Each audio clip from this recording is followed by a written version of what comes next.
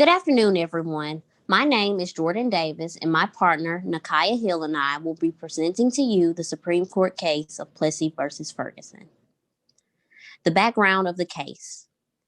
The Plessy versus Ferguson case starts off when the Louisiana state legislature began to require equal but separate train accommodations for blacks and whites in 1890.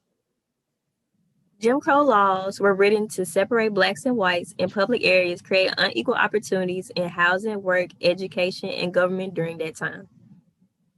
The two different races had to ride in separate cars when traveling to the South, but the Citizens Committee created challenges the constitutionality of the Separate Car Act. Plessy was a member of the committee that challenged the Louisiana law requiring blacks to ride in a separate car on trains in 1892. Plessy was one-eighth black. He bought a first-class ticket in the whites-only car of a train. He announced to the conductor that he was black and refused to give up his seat when ordered by the conductor. He was also arrested. Plessy versus Ferguson caused segregation to be legal as they created the equal but separate clause to the 14th Amendment. So, Nakyah, do you feel that Plessy sitting in this seat, do you feel that he was wrong? I feel that he was wrong because it was already stated during that time how segregation was, and I feel as though his challenges only made the situation worse. It was known, despite your skin complexion, if you had any ounce of blackness, that you would be considered black. So although he was trying to test the system, he made it worse through the changes he was trying to make. Okay, so let's look at the 14th Amendment. And what the 14th Amendment says, when it comes to allowing blacks the same rights, as most of the other races. So when it comes to this seat, was he not doing what, Congress had passed when it said that the 14th Amendment allowed, blacks the same privileges as whites? Although it was stated that he was doing what was allowed, but it was also stated the rules of the train system that blacks had to stay in one car and whites had to stay in another car. And I think this is due to limit conflict between the two races, although we know there's tension during that time. But at the same time, he will also be considered, mixed during that time. So it can be a conflict within itself due to his race and also like the beliefs during that time.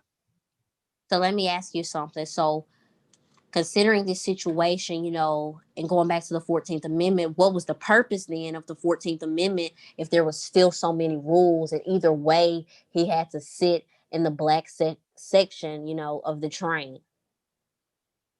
Honestly, I honestly believe from reading all these different documents and cases that the 14th Amendment is basically made just as a document to state that they were doing something right, although like the world was in the wrong itself. Like we all knew society's belief of black people during that time, and the 14th Amendment was really just made to cover up the discrimination and racism during that time.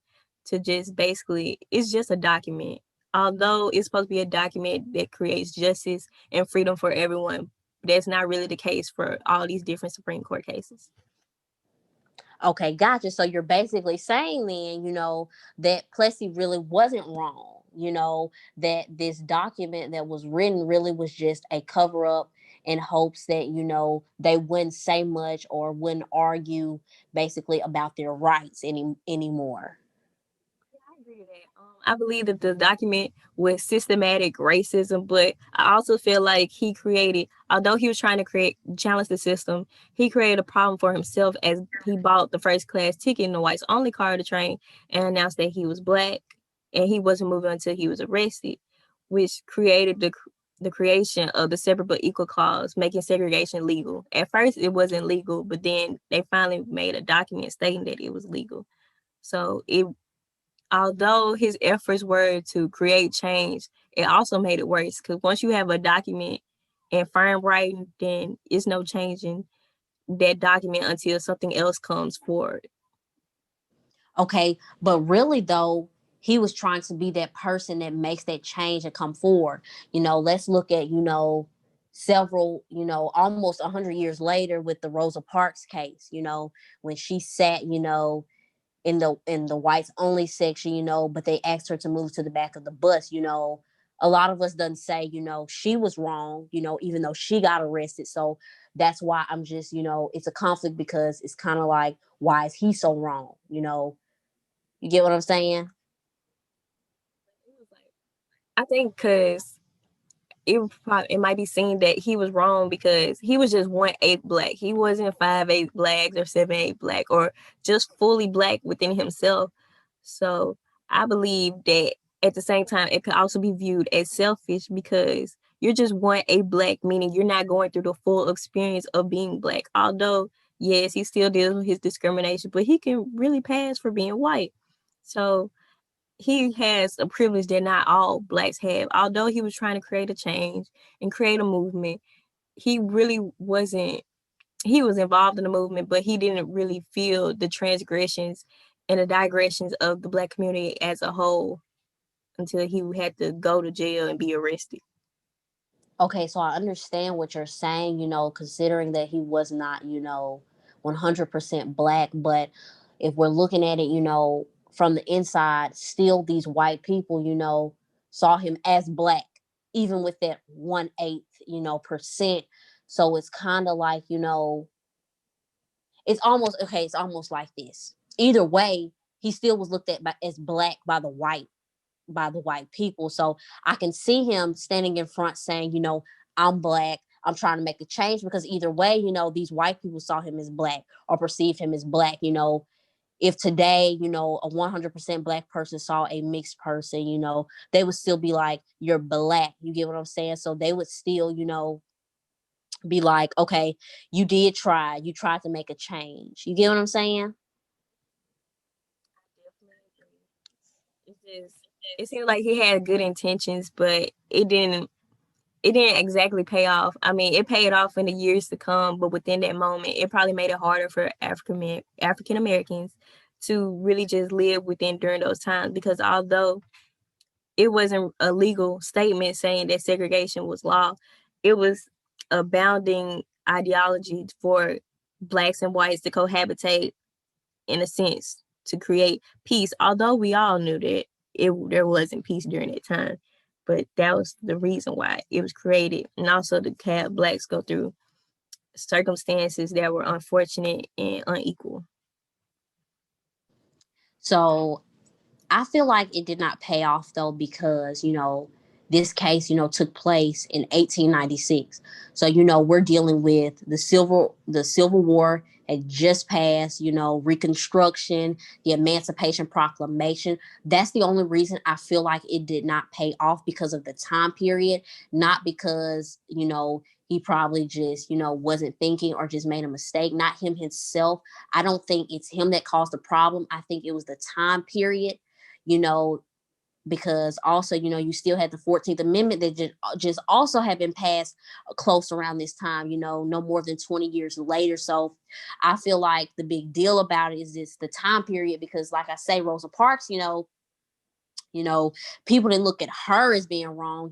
They looked at her as a warrior for what she did. So that's why I just feel like Plessy was not wrong, because this is the start of making a change. And like, this is why I feel like Rosa Parks did what she did. Like I say, almost 100 years later, 60, 70 years later. Absolutely agree. And also, it's known that this case was the stepping stone for Brown versus Board. So I understand what you're saying. Although it didn't create an initial impact, it did impact the cases soon to come and create change, which I completely understand. But at times it feels like although that the main goal is for the improvement of society, improvement of you know the race itself, at times, it could also be seen as selfish because during that time when, black people were considered to act out, it would become harder for African Americans during that time. So I know that the train conditions for African Americans probably were worse due to the case that was happening. But I completely agree that this case was needed for it to be a stepping stone for the cases to come it had good intentions. It just didn't. It created a change that was needed. It just probably wasn't. I'm trying to find a way to say it, but it just wasn't. It wasn't seen as. It was seen as not selfish, but it just at the time discrimination and racism was so apparent that when occurrences like this happen, it still became problems for the African American community. So I believe that during this time period, not in the future, but during that time period within itself, it caused more complications than it did improvements. Okay, and that makes sense. As with concluding with this debate, there's still a lot of conflicts. I still agree that we live in in a majority white world. So I don't think people will ever probably see things as peaches and cream.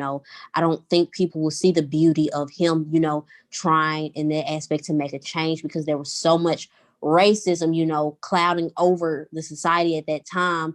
I still think that exists today. So in conclusion, Plessy versus Ferguson, that was a stepping stone that led to a lot of revolutions, a lot of losses in the end. But I still feel like this was a step of progress, which led to glorious moments later.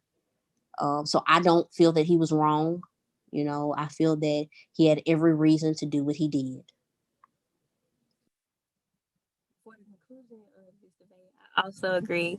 I just feel like, there were certain aspects of the case within itself that had a couple flaws, but overall, he had good intentions, and those intentions are still seen today. So, overall, he did make an impact, but we still live in a white society that discriminates and shows hatred toward African Americans. So, it's still a work in improvement. We're just trying to get better by the day.